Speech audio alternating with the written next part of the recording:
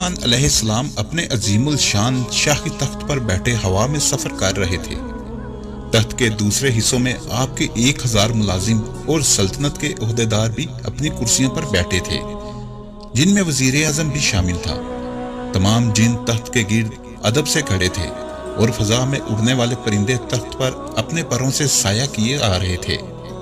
سفر کے دوران حضرت سلیمان علیہ السلام کے کانوں میں فرشتوں کی آواز پڑی۔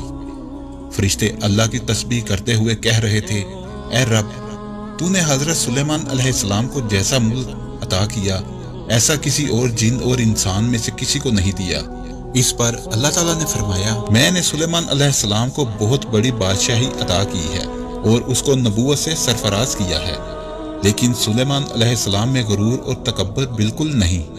اگر ایسا ہوتا تو میں ان کو ہوا پر لے جا کر زمین پر ڈال دیتا اور پھر ان کو نیست و نابود کر دیتا۔ حضرت سلیمان علیہ السلام نے یہ کلام سنا تو فوراً اللہ کے حضور سجدے میں گر گئے اور اس کی نعمتوں کا شکر ادا کرنے لگے۔ ہوا نے ان کے تخت کو زمین پر اتارا جہاں چونٹیوں کی بستی تھی۔ تخت سلیمانی کو دیکھ کر چونٹیاں خوفزدہ ہو گئیں اور چونٹیوں کے سردار نے انہیں اپنے اپنے گھروں کو جانے کو کہا۔ یہ چونٹی اپنی قوم کی سردار یعنی شامور تھی۔ اس کی بات سن کر حضرت سلیمان علیہ السلام مسکرائے اور انہوں نے شامور کو اپنی ہتھیلی پر رکھ کر پوچھا، اے شامور، تم نے اپنے لشکر سے یہ کیوں کہا کہ سلیمان علیہ السلام آتا ہے اور تم اپنے اپنے غاروں میں گھس جاؤ؟ تم نے اس سے پہلے میرا کیا ظلم دیکھا ہے؟ شامور نے کہا، اے نبی، ہم نے آپ کا یا آپ کے لشکر کا پہلے کوئی ظلم نہیں دیکھا، مگر ہم نے حفاظت کے طور پر ایسا کیا ہے کہ کہیں آپ کے گھوڑوں کی ٹاپوں کے تلے چونٹیاں کچلی نہ جائیں۔ حضرت سلیمان علیہ السلام نے فرمایا، کیا تم اپنی چونٹیوں پر ایسی ہی شفقت کیا کرتی ہو؟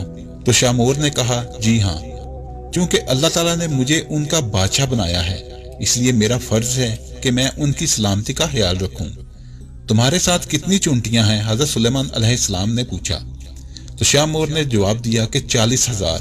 اس پر حضرت سلیمان علیہ السلام نے پوچھا، تمہاری بادشاہی بہتر ہے یا میری بادشاہت؟